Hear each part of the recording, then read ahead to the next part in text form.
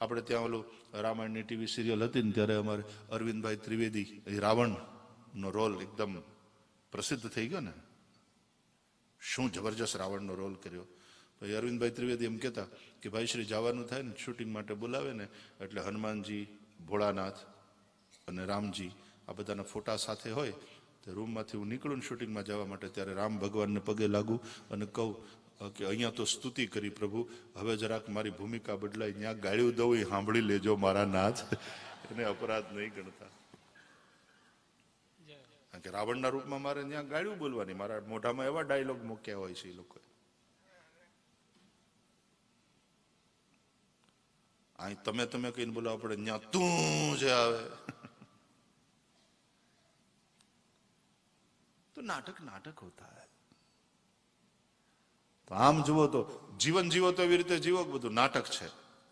નાટકમાં સુખ દુઃખ હોય, કઈ સુખ દુઃખ ના કહેવાય. આમ સુખ દુઃખ મનમાં આણીએ, ઘટ સાથે રે ઘડિયા, ટાળ્યા તે કોઈના નવ ટળે, રઘુનાથના જડિયા,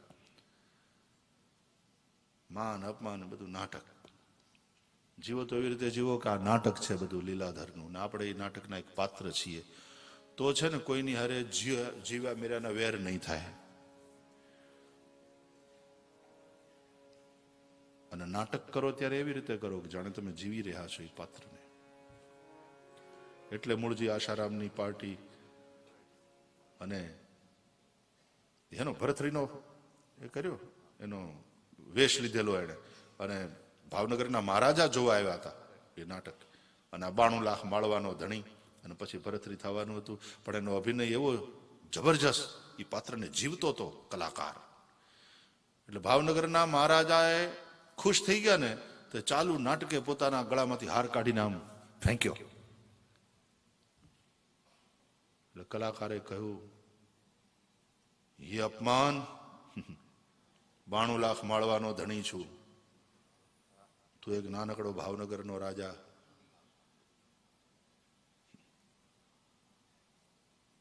પછી નાટક પૂરું થઈ ગયું, પછી એને આવીને માફી માંગી કે મહારાજ સાહેબ માફ કરજો, આપે મારા અભિનયથી પ્રેરિત થઈ અને મને સન્માન કર્યું, પણ ત્યારે હું 92 લાખ માળવાનો ધણી હતો.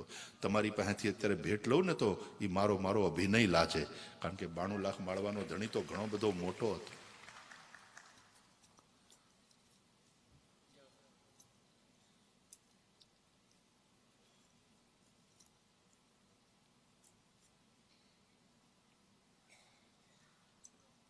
રાસલીલા થતી હોય ને વ્રજમાં, તો જે ઠાકોરજીનું સ્વરૂપ બન્યા હોય એને મોટા મોટા સંતો સંન્યાસીઓ બધા દંડવત પ્રણામ કરતા હોય.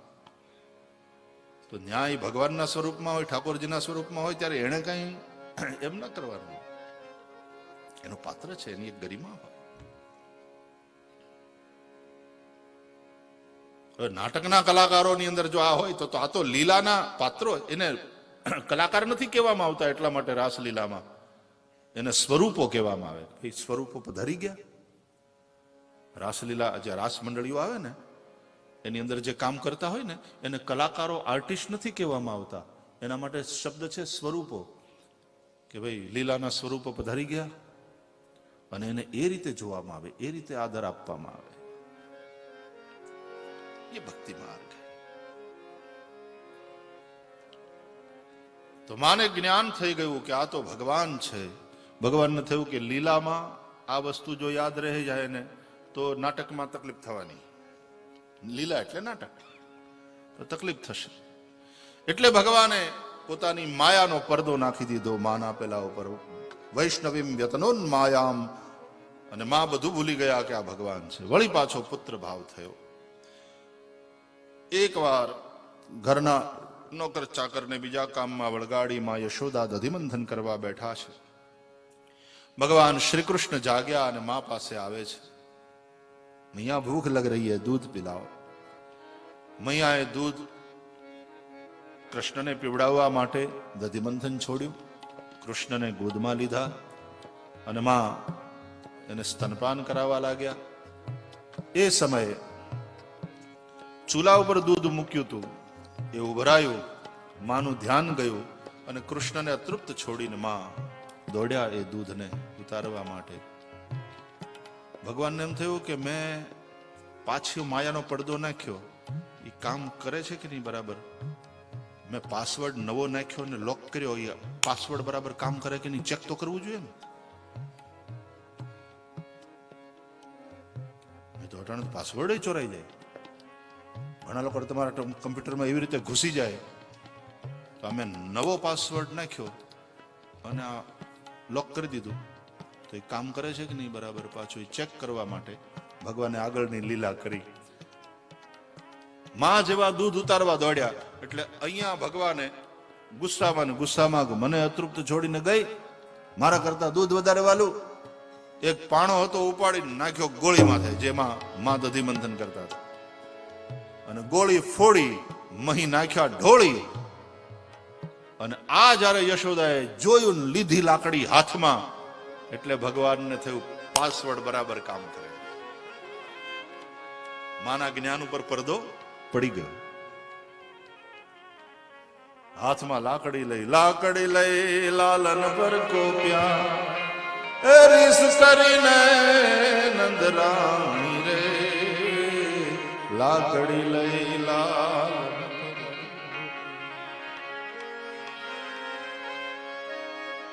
પકડીને બાંધી દીધો ખાંડણીયા રે, રસ્સી લાવીને. ભગવાન તો પાસવર્ડ સ્ટ્રોંગ છે, પાસવર્ડ સ્ટ્રોંગ છે. બાંધી દીધું, ભગવાન બંધાઈ ગયા.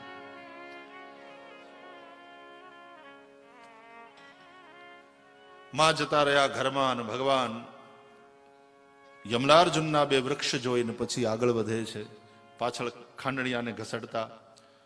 પોતે નીકળી ગયા શ્રી કૃષ્ણ. બે વૃક્ષોની વચ્ચે બહુ ઓછી જગ્યા હતી, એમાંથી પણ ખાંડણીઓ ફસાયો. આગળ વધ્યા, બંને વૃક્ષ મૂળમાંથી ખેંચાઈને ધરાશાયી થયા. અંદરથી બે પુરુષો પ્રગટ થયા. એ હતા નલકુબર અને મણિગ્રીવ. શાપિત હતા, કુબેરના બંને પુત્ર. દેવઋષિ નારદનો શાપ લાગ્યો હતો, એટલે જડ ઝાડવા થયા હતા, વૃક્ષ યોનિમાં આવ્યા હતા. ભાગવતમાં લખ્યું છે કે આ બધું ભગવાનનું જ સ્વરૂપ છે. અને ભગવાન પરમ ચેતના, પણ જ્યારે પથ્થર હોય, પર્વત હોય, ત્યારે એમાં એ પ્રાણ શક્તિ નથી હોતી. એટલે એના કરતા શ્રેષ્ઠ છે વનસ્પતિ. એમાં થોડી પ્રાણ શક્તિ હોય છે. વનસ્પતિમાં પણ પ્રાણ છે, એ ભારતના વૈજ્ઞાનિકે દુનિયાને કહ્યું. જગદીશચંદ્ર બોઝ કે આમાં પ્રાણ છે, અને એને તે લાગણીઓ થતી હોય છે વનસ્પતિને. तो पत्थर पर्वत इत्यादि से वनस्पति वो श्रेष्ठ है. वनस्पति से कीड़े मंकोड़े श्रेष्ठ है, कीड़े मंकोड़े से पंछी श्रेष्ठ है, उससे पशु श्रेष्ठ है, उनसे मानव श्रेष्ठ है. એમાં પાછા પશુઓમાં તે ચાર પગવાળા કરતા આ વાળા શ્રેષ્ઠ છે ને એમ ઉત્તરોત્તર કોણ કોનાથી શ્રેષ્ઠ છે એનું ભાગવતમાં વર્ણન છે. આ બધું આપણા જ શરીરનું, આપણા જ અસ્તિત્વના બધા ભાગ છે. પણ વાળને કાપો ને એટલે કાંઈ ન થાય. ઉલટાનું કાપતો હોય ત્યારે કાચમાં જોઈને ઓલાને કહેતો આ બાજુથી વધારે કાપજે, અહીંથી આમ લેજે જરા, અહીંથી અહીં માર, અહીં માર, આ જરા અહીં લગાડ, બરાબર અહીં કર, મારે અહીંયા આટલા નથી જોતા. નખ કાપે તમારા જ અસ્તિત્વનો હિસ્સો છે, પણ એમાં પીડા નહીં થાય. પણ છતાં એમાં પ્રાણ તો કંઈક છે, વધે તો છે. વાળે વધે છે, નખે વધે છે, હાવ જડ પણ નથી. પણ પાછા તમે કાપો તો તમને પીડા થતી નથી. એટલે એવી રીતનો એની અંદર જીવ પણ નથી, પણ છે તો તમારા જ અસ્તિત્વનો હિસ્સો.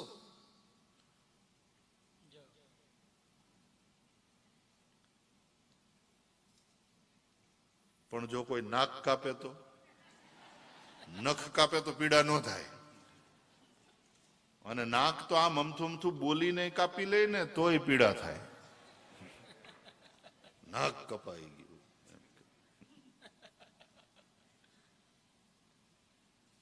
तो सबसे विशेष प्राण शक्ति कहां है?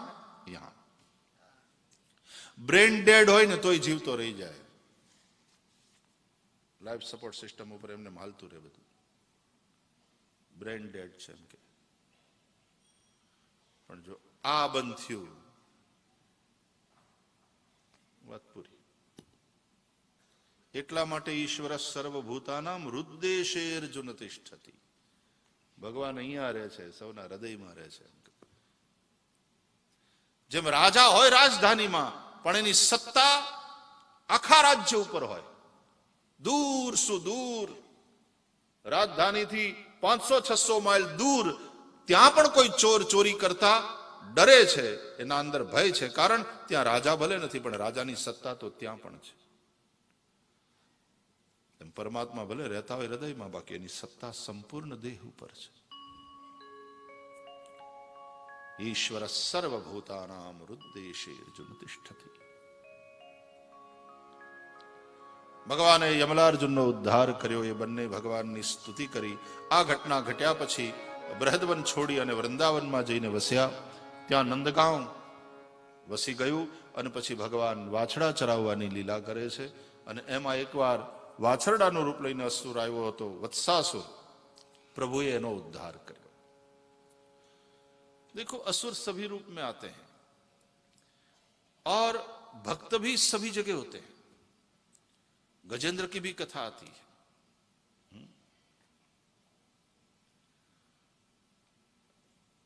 वानर जाति में प्रकट हुए हनुमान जी या रीछ, वे भी सभी राम के भक्त थे. और असुर भी ये वृत्तियां हैं बेसिकली. तो वो भी सब जगह, क्यारेक ब्राह्मण में तो होय मળી જાય. रावण બ્રાહ્મણ હતો, વિશ્રવા ઋષિનો દીકરો, પુલસ્ત્ય કુલોત્પન્ન, તો એ રાક્ષસ કહેવાયો. અને આદિદૈત્ય કહેવાય હિરણ્યકશિપુ, પણ એને ત્યાં દીકરો થયો તો એ ભક્ત થયો, પ્રહલાદ. तो ये वृत्तियां हैं बेसिकली. तो भक्त भी कहीं भी प्रकट हो सकता है, किसी भी वर्ण में, किसी भी जाति में. और बुरा आदमी भी कहीं भी पैदा हो सकता है. बात है अच्छाई और बुराई की, बात है दैवी और आसुरी प्रकृति की. ભગવાને વત્સાસુરનો ઉદ્ધાર કર્યો અને એ પછી ભગવાને यमुना जी ने किनारे बकासुर नो उद्धार કર્યો. वो बगुले के रूप में था, वो दंभ का प्रतीक है. वत्सासुर मोह ने मार्यो, बकासुर दंभ नो उद्धार કર્યો અને એ પછી અઘાસુર નો ઉદ્ધાર કર્યો. અઘ એટલે પાપ. પાપના કારણોને પહેલા સમાપ્ત કર્યા, પછી પાપનો નાશ. બ્રહ્માજીને મોહ થયો અને બ્રહ્માજી વાછરું હરી ગયા ભગવાન શ્રી કૃષ્ણના. અને ભગવાને બ્રહ્માને કઈ રીતે હરાવાય? ત્યાં જઈને બ્રહ્માને ધોકાવી નાખ્યા. એમ ચોરી કરી, મારા ઘરમાં ચોરી કરી, ઇન્સ્પેક્ટરના ઘરમાં ચોરી કરી હોય ને ઈ ચોર પકડાઈ જાય ને પછી તો ઇન્સ્પેક્ટર 2 ધોકા વધારે મારે એને કે મારા ઘરમાં ચોરી, ભૂલવાડી દઉં. ભગવાને આવું કાંઈ ન કર્યું. બ્રહ્માની યાર કોઈ ઝઘડો નહીં, ત્યાં જઈને કોઈ એની આંખ કાઢવાની અને આંખ દેખાડવાની કોઈ વાત નહીં. એ ચોરીને લઈ ગયા બ્રહ્માજી વાછરડા અને ગોવાળિયાઓ બધાનું હરણ કરીને લઈ ગયા. તો ભગવાન હાવ શાંતિથી પોતે જ વાછરડા અને ગોવાળિયાનું રૂપ લઈ અને રોજની જેમ ઘેર આવ્યા પાછા. તો સવારે જાય ને સાંજે પાછા આવે, સવારે જાય વૃંદાવનમાં, સાંજે પાછા આવે. એમ 1 વર્ષ હાલ્યું. બ્રહ્માજીને એમ થયું કે આ ચોરી કરીને અહીંયા લઈ આવ્યો, પણ હજી કોઈ પોલીસ સ્ટેશનમાં કઈ ફરિયાદ થઈ નહીં, FRI ક્યાંય દેખાતી નથી. શું થયું? એટલે બ્રહ્માજી પોતે નીકળ્યા જોવા માટે. વૃંદાવનમાં આવ્યા તો એના એ વાછરડા ચરતા હતા અને એના એ ગોવાળિયાઓ કૃષ્ણ સાથે રમતા હતા. એટલે હવે ચોરી કરી ગયા હતા બ્રહ્માજી, એને ચક્કર આવ્યા, એ ચક્કર ખાઈ ગયા કે મેં ઉપર જેને કેદ કર્યા છે તો ઈ કોણ? આ બધા તો અહીંયા કૃષ્ણની સાથે છે. પાછા બ્રહ્મલોકમાં ગયા બ્રહ્માજી, તો ત્યાં ઓલા બધા છોકરાઓ રડતા હતા, એ ધોળી દાઢી વાળા બાપુ, તમે કથા કરો છો કે શું કરો છો કે અમને કઈ ખબર નથી, પણ તમે અમને શું કામ લઈ આવ્યા? તમે અમને શ્રોતા તરીકે લાવ્યા હોય તો કથા સાંભળાવો. તમે અહીંયા અમને બ્રહ્મલોકમાં લઈ આવ્યા હોય ત્યાંથી ઉપાડીને, અને તમારે અહીંયા કથાનું કરવું તો અમને કથા સંભળાવો, અમને વાંધો નથી, અમે કથા સાંભળીશું, તમે અમારા 2 ટાઈમ જમવાની વ્યવસ્થા કરો, અમારા ઉતારાની વ્યવસ્થા. બ્રહ્માજીને થયું કે અહીંયા છે તો પછી ત્યાં કોણ? વળી પાછા વ્રજમાં આવ્યા તો ભગવાનની સાથે રમતા જોયા, વાછરડાને ચરતા જોયા. અને પછી ભગવાને એવી લીલા કરી, क्योंकि भगवान ही बने हैं इन सब रूपों में, सबके ऊपर मोर पंख है. ब्रह्मा जी ने देखा कि भगवान श्री कृष्ण के ही ये सब रूप है. एम જ છે, सब रूपों में परमात्मा ही है. भगवान ही विभिन्न रूपों में अपने को प्रकट करते हैं. भगवान से जुदा कुछ भी नहीं. सर्वम खलु इदम ब्रह्म. आ बात ब्रह्मा जी ने समझाणी. ब्रह्मा जी प्रभुनी क्षमा मागी, स्तुति करी. नवमीड्यते ब्रवपुषे तडिदंबराय गुंजावतंस परिपिच्छल सन्मुखाय वन्द्यस्रजे कवलवेत्र विषाण वेणु लक्ष्मश्रिये मृदुपदे पशुपांगजाय.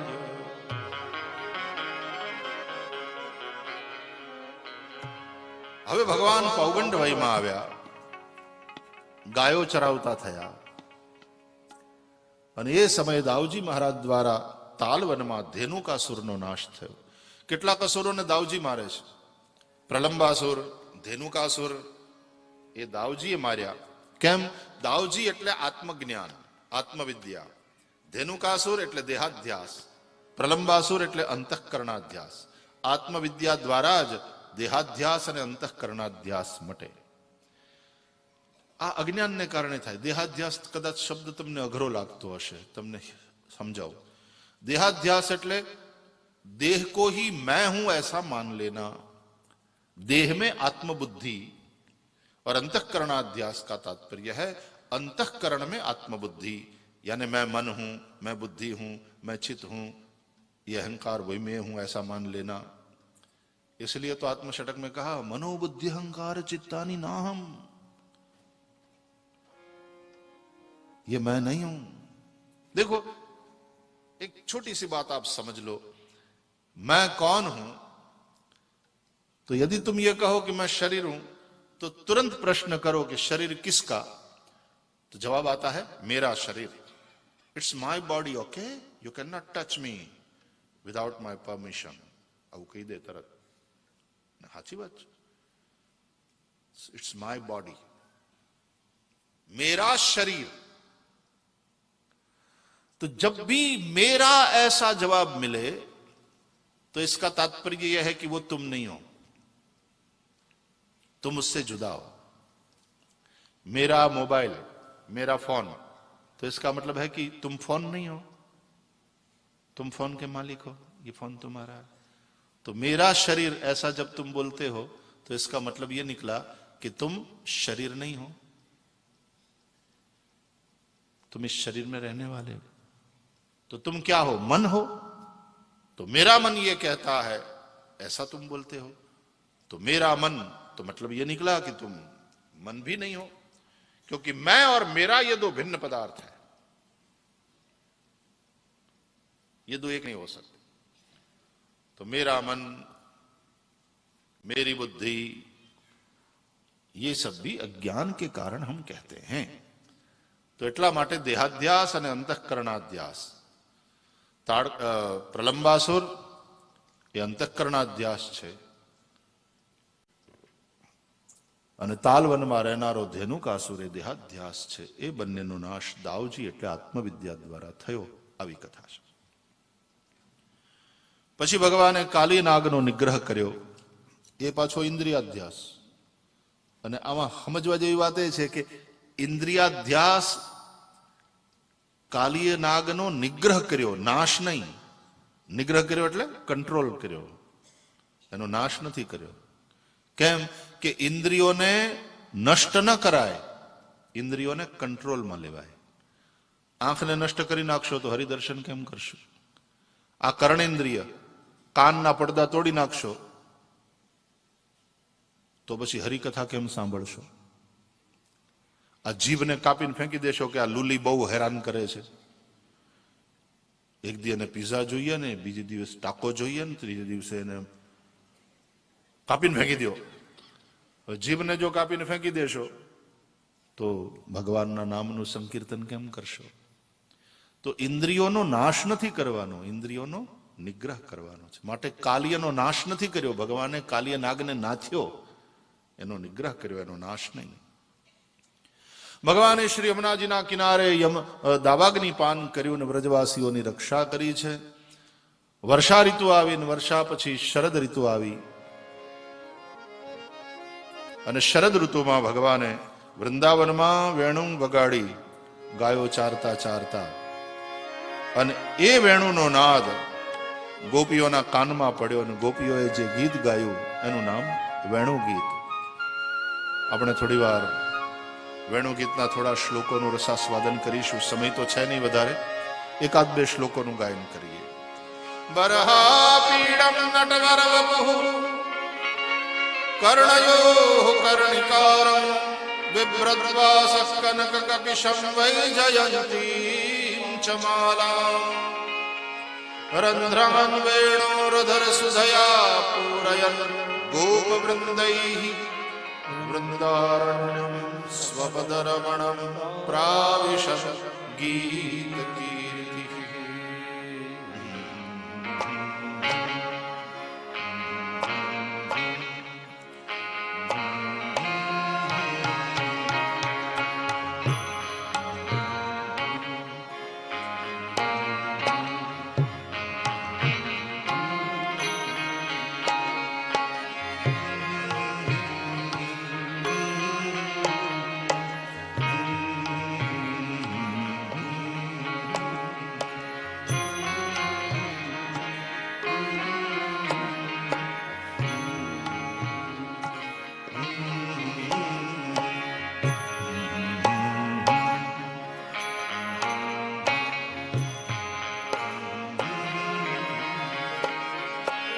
बरहापीडम.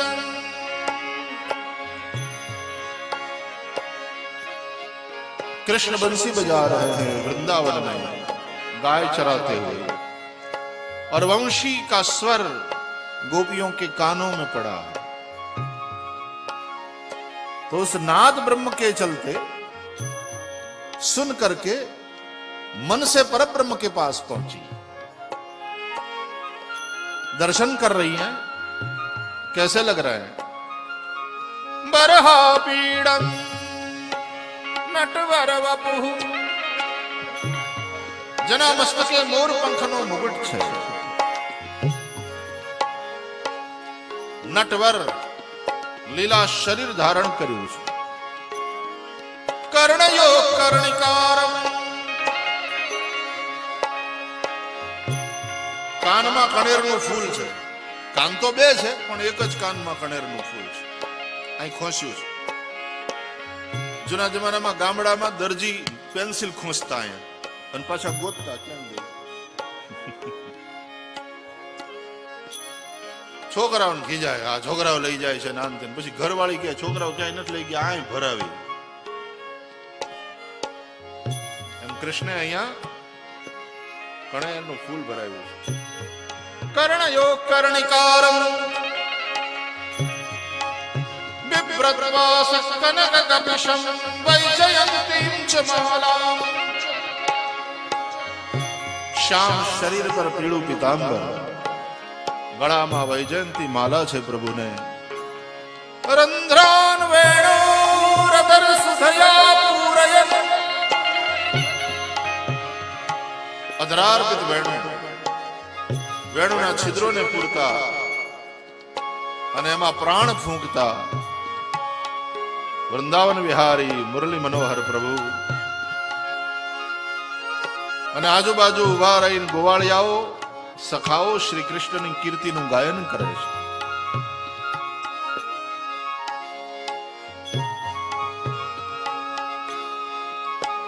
એ વેણુ સાંભળીને ગોપીઓએ જે ગીત ગાયું એનું નામ વેણુ ગીત. અક્ષણવતામ ફલમિદં ન પરમ વિદામઃ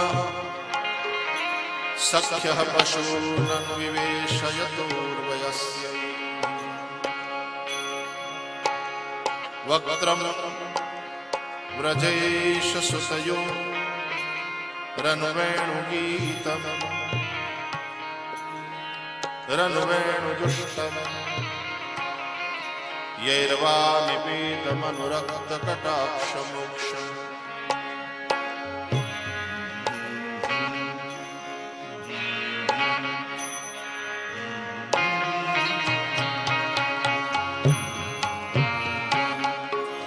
सखियों, इस तरह वेणुनाद करते हुए नंदनंदन श्री कृष्ण का जिन्होंने अपने नैनों से दर्शन किया है, उन्हीं को नैनों का फल मिला। હું કામ કાલીને નિગ્રહ કર્યો, આ બધી ઇન્દ્રિયોને હું કામ નાથી કે હવે કાન ઈ વેણુનો નાદ સાંભળે અને આંખ એના દર્શન કરે, તો કાન સફળ, આંખોથી દર્શન કર્યા તો અક્ષણવતામ ફલમ ઇદમ, આંખ્યું વાળા આપણે થયા તો એનું આંખ્યુંનું ફળ શું? આજ નંદનંદન શ્રી કૃષ્ણના दर्शन।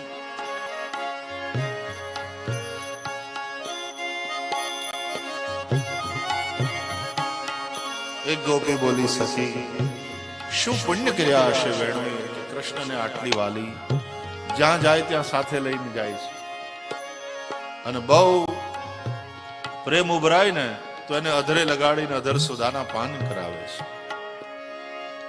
गोप्यः किमाचरदयं कुशलं स्मवेणुः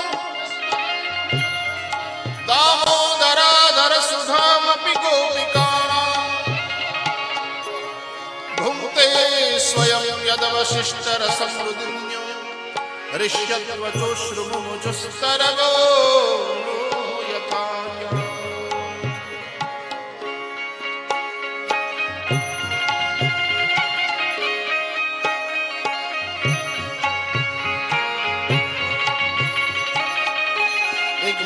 સખી શ્રી કૃષ્ણ વેણુ વગાડે છે ત્યારે આ મૃગલીઓ પોતાના કૃષ્ણ સાર નામના મૃગપતિની પાસે ઊભી શ્રી કૃષ્ણના દર્શન કરે છે। ધન્ય છે આ મૃગ પશુ યોનિમાં હોવા છતાં દેવતાઓની વનિતાઓ દેવીઓ આકાશમાં વિમાન લઈને આવી છે, શ્રી કૃષ્ણની વેણુના નાદને સાંભળે છે, કલ્પ વૃક્ષના પુષ્પોની વૃષ્ટિ કરે છે। ગાવશ્ચ કૃષ્ણ મુખ નિર્ગત વેણુ ગીત પીયુષ મુક્તવિત કર્ણ પુટૈ પિબંત્યઃ શાવાહ સ્નુતસ્તન પયક્ક બલાસ્મતસ્થુઃ ગોવિંદમાત્મનિ દૃશા શુકલા સ્પૃશન્ત્યઃ।